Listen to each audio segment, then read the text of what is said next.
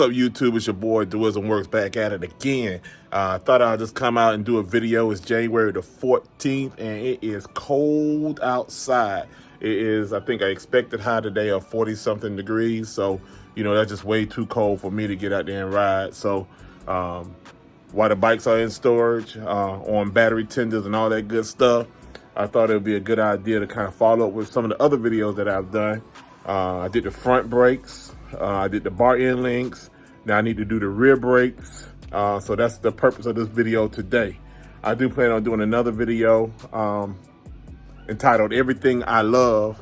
And basically what that's about is everything I love about the Can-Am Spyder F3 and the things I really don't care for. But the things I love about the Can-Am Spyder F3, I'm gonna go ahead and tell you now, far outweigh the things I dislike. So that video is coming soon, but I want to concentrate first and foremost and go ahead and get those rear brakes put on this bad boy and show you that process. I watched enough videos to think, or I watched enough videos to feel comfortable rather, to do that job myself. I have some mechanical ability, so that doesn't scare me. A lot of things don't scare me when it comes to mechanics. Once I do my research and I feel confident, I jump on it. If I didn't feel confident, I won't jump on it. The only way you can save money and do this goes for around your house, vehicles, anything. You have to learn how to do some things yourself and do the research. You save a lot of money that way. Pay for those things that you really truly cannot do, and jump on those things that you really can do. If it's a matter of time, I understand that from time to time as well, because sometimes it's easy to go ahead and pay somebody to do a job. But a lot of times, if you're like me, to save a buck or two feels good. And also, you take pride in your own work as well. You know it's done right, all that good stuff. So stay tuned with me as I jump on these brakes and let's get to it. All right, so what I got going on here is these rear brakes right here.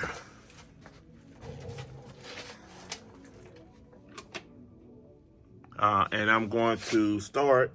I had light over here. My light went out. I'm not sure why the light went out. But anyway, I'm going to start with removing that bolt that I'm shining that light on right there. And there's another bolt right there. There are only two brakes that's actually holding this whole brake caliper on. So let's go ahead and get started with removing those bolts. I can't work with one hand, so I kind of be telling you what I'm doing and then coming back to you, as well as I need to work on this lighting situation as well. So I'll be right back at you. Okay, so I have broken the tension on the bolts and I actually have them loose now. So first thing I need to do is I'm gonna do as much as I can do with one hand. And like I said, I'll just put the camera down if I have to and come back. It is hard with one hand.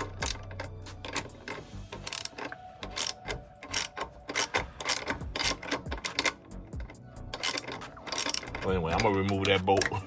Let's do it off camera. And then the second bolt here, I'm gonna take both of those bolts off. Once I take both of those bolts off, this whole brake caliper, this whole brake system will remove, and I'll be able to get to the brake pads and all that good stuff. So, be right back at you. YouTube, Doers and Works back at it.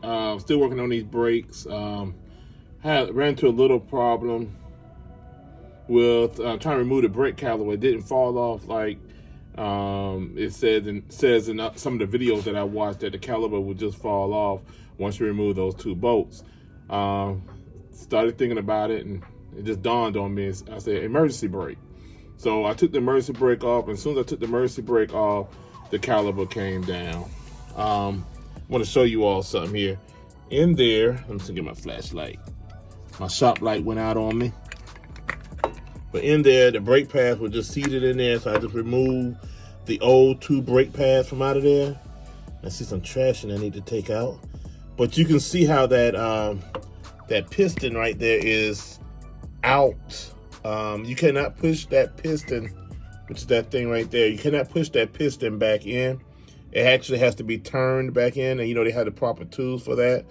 But I'm gonna see if I can use a pair of needle nose pliers and do it. If I happen to go get the brake kit, or I forgot the proper name for it, whatever tools you use to turn pistons with, it's escaping me for right now, but I'm gonna try to turn that back in using a pair of pliers.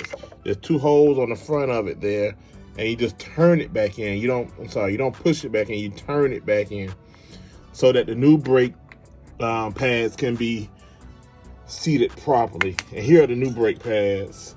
I'm going to clean up these little plates that came off the old brake pads and put them on the new brake pads and then put them back in. But I want to show you all something very interesting, and don't judge me. Don't tell me off too bad in the comments, but you see how the new brake pads look? They're nice and healthy. Both of them, they're new. Look at these old brake pads, you all. You ready? Look at that. No brake pad on that one. Very little on that one. It's almost embarrassing to even show it, but wow. So they don't last 20,000 miles. Like I heard some reports that these brake pads actually, rear brake pads 20,000 miles. I don't think so, because I think that was gone a long time ago, 5,000 miles ago. And I believe on my bike I have 17,000, 18,000 miles on it. So no, they don't last that long. So I'm pretty excited to get these new brake pads put on. Pretty pumped about it. I think the biggest part of the job now is turning that piston back in. So I'm going to attempt to get that done so I can get the new brake pads in and make some progress. So we'll see. I'll be right back at you. Miss my presence, my company. All right, YouTube. I had a little issue with that piston, so I had to go buy this tool from Harbor Freight real quick. It's the disc, brake pad, and caliper service toolkit, and it is rotates pistons back into the caliper for pad clearance. Includes magnetic side spindle adapters. So this should do the job with getting that back into place, that piston rotated back into place. So stay tuned. This cost me, it was $44. But if you were a member of Harbor Freight, that little club they have, then it was only $29. So if I'm able to assist somebody else or do my job, my brake jobs again myself, I would consider it money worth, well spent. So be right back at you. I actually don't like to leave jobs. Once I start working on a project, I don't necessarily prefer to leave and have to go pick up tools or do things. I like to have everything in place, but things happen. One of the things that was shared with me that you can use a pair of needle nose pliers and turn that piston back into place.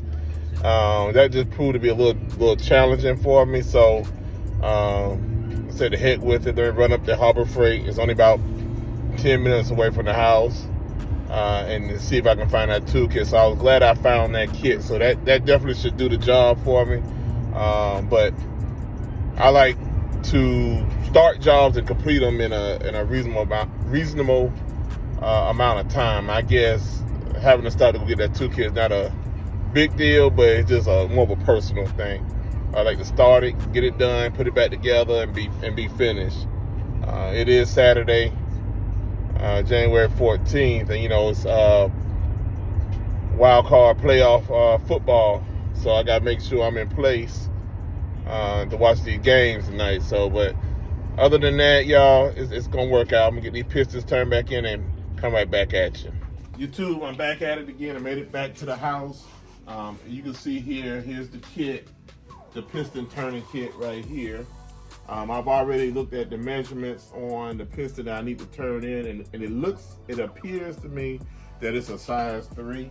So here's my piston turning tool, and I've never used one of these before, so it's my first time, so should be interesting. But this is a magnetic tool, so I put the adapter piece, and I think it's a size 3. that I tried a minute ago, and you can see it kind of just clicks right on. So then I just need to get into the brake caliper itself. And I'm trying to move this too much because I don't want to do too much movement. This is kind of awkward because it's a tight space. So let me see how I can do this. And I'm sorry if the lighting is off, but just bear with me.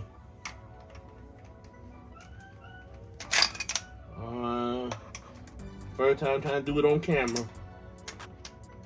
Well, that's kind of tough. All right, let me look at another size. What am I doing wrong? Let's see, let's try this 4. See if that yield any different results.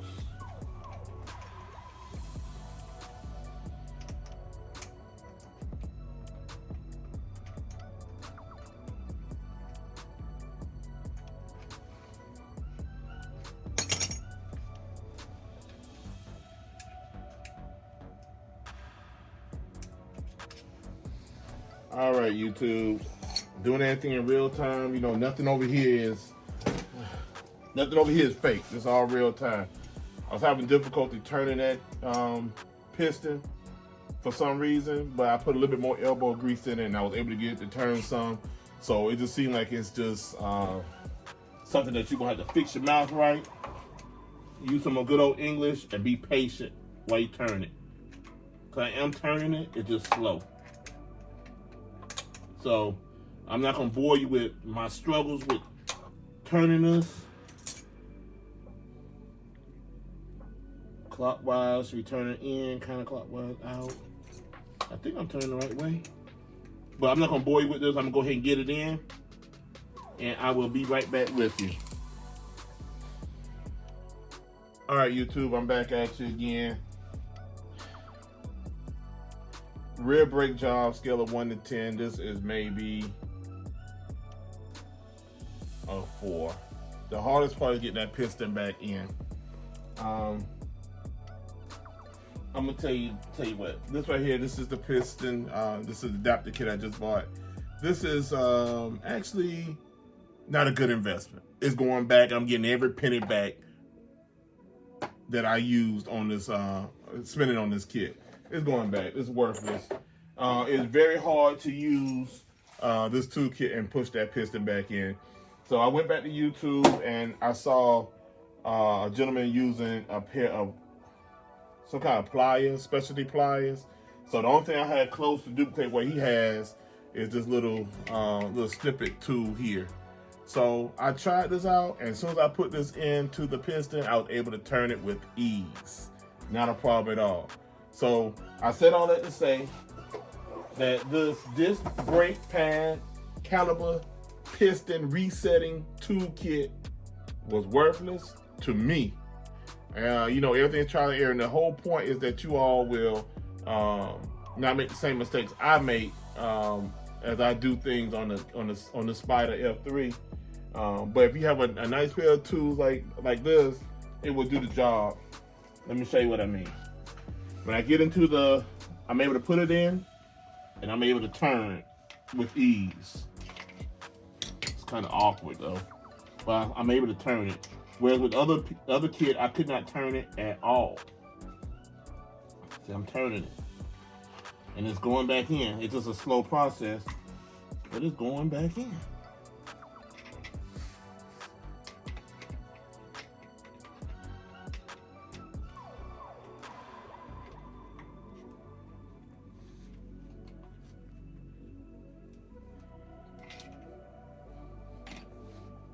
All right, so I'm gonna go ahead and finish getting that all the way in, and then I'm gonna be right back at you with the brake pads. I was able to reseat that piston.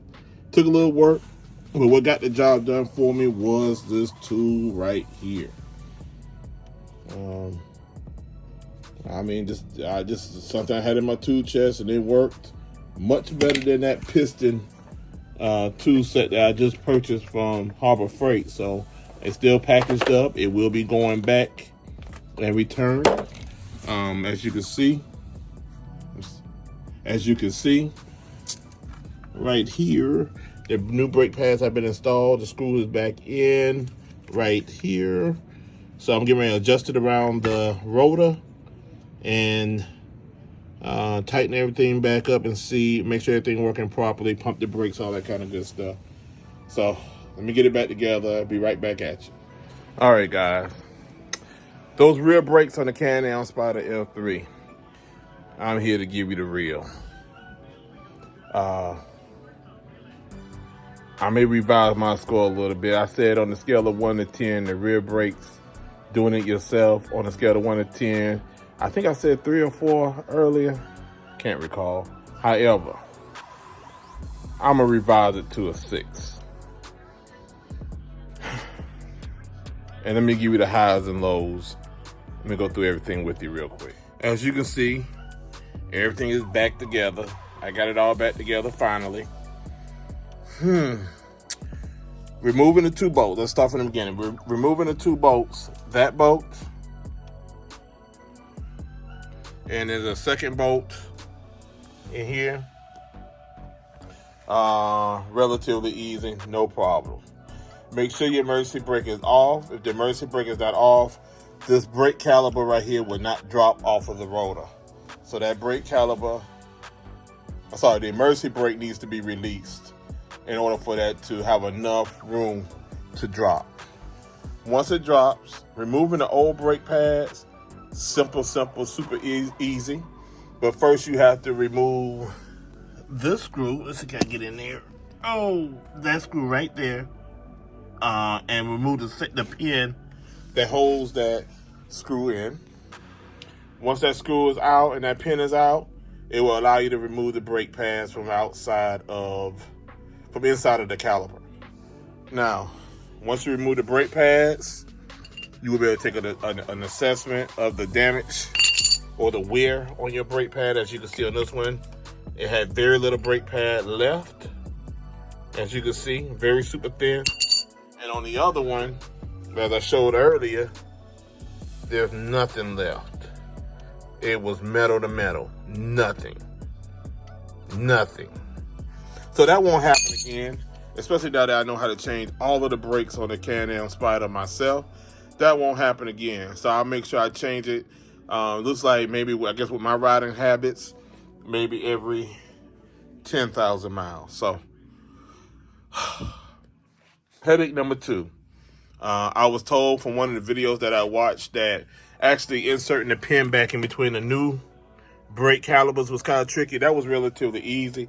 My issue was getting the brake pads, getting the rotor in between the brake pads back onto the assembly. Getting the piston turned in, I skipped that part. Getting the piston turned in was difficult with the piston turning tool. I could not work the piston turning tool and get it to operate correctly, so I ended up using, you can use, I saw one of the videos, which was very helpful. Someone suggested pliers, some kind of specialty pliers. And I had some cutters here that have a little, it's a perfect size for turning the pistons. So I used this tool right here, and I was able to turn the piston all the way in. When you turn the piston all the way in, it allows for you to put the new brake pads in and have enough room for the rotor to get in between. If you do not turn the piston in, then when you put the new brake pads in, it will be too far out to allow the rotor to fit in between. So you want to make sure that you turn the piston all the way back, or reseat the piston all the way back to its proper or like home position, so that you can get the rotor in between. And even with that being said, it's still kind of tough to get the rotor in between. I had to actually get on the ground and kind of just fight with it a little bit and finagle it, and then eventually it just slipped right on, and then I shot the bolts right back through into the brake caliper. So it's on there. It's on there. Now, this is a do it all at one time job, because if you don't, say you reseat the piston, and this is a word to the wise because I had to double work. If you reseat the piston, And then you say, well, I'm gonna come back to it later and put the brakes back onto the rotor. And then you hit the emergency brake button. It will push that piston back out, and then you have to reseat it again. So while you have it reseated, you need to go ahead and put the brake pads in and put it back onto the rotor. I hope if any of this is unclear, believe me, I have it clear in my head. Just comment below. I will answer your questions in reference to the brakes. It's not, like I said, it wasn't too difficult. I will give it a 6 because you have to use some mechanic finesse with it. And some people may get frustrated and just kind of walk away from it or take it to the dealership with a job half done or something like that. So just kind of sticking in with it. One of the things that I find beneficial for myself when I'm working on anything, especially around the house or any automobiles or anything, if I get stuck or get frustrated with something, it's okay. Sometimes I just walk away, go sit down, go do something else, go to the store, just do something, and then come back to it later when you have a cooler head, calmer head. And oftentimes I find when I do that myself, that things tend to work out a lot better for me. I mean, I sometimes I just come back on it and get it knocked out in no time. Sometimes you can get frustrated with something, and in the moment, you're so frustrated that you are actually doing more damage than good. So it's okay to walk away from something and with the intention of coming back to it after you had some time to cool off, think, and come back to it. So, and you know, you guys help me out a lot as well anyway, because sometimes you make comments below and it kind of gets my juices, my brain juices going and thinking. And then I'm like, oh, you know what? Along with science and logic and stuff, listening to people's advice and stuff and tips, it helps a lot and helps you solve a lot of jobs and do-it-yourself things. So it's back on. I refuse to let this defeat me. I was going to just wait until tomorrow and jump back on it, but when I went upstairs and I was just doing other things, it was bothering me knowing that this was down here incomplete. So came back down here and jumped on it. My next project, I think I'm gonna put the belt pulley on there, the stabilizer, so that so it cuts down on the vibration, so that when you're traveling like 60 miles plus and just going down the interstate and stuff, you get less belt vibration. I heard it's really a good investment, a good buy. So I'm gonna look into getting that and installing that and coming back with a video on that information. But before that video, I will be doing another video called Everything I Love, or Everything I Love, something like that. And just talking about the Can-Am and the different things that I benefit from it, because this is my therapy. This vehicle is my therapy. And honestly, you know I love the Can-Am when I can say this statement right here. I'll probably be buying future Can-Am products as well. Can't wait to see what is in future for Can-Am in reference to 3-wheel motorcycles, because I probably will be getting something else as soon as something new comes out. So stay tuned to that. It's a lot of fun and a lot of good just therapy for me. So anyway, comment, like, subscribe below. I appreciate all the support as always. I always appreciate the support.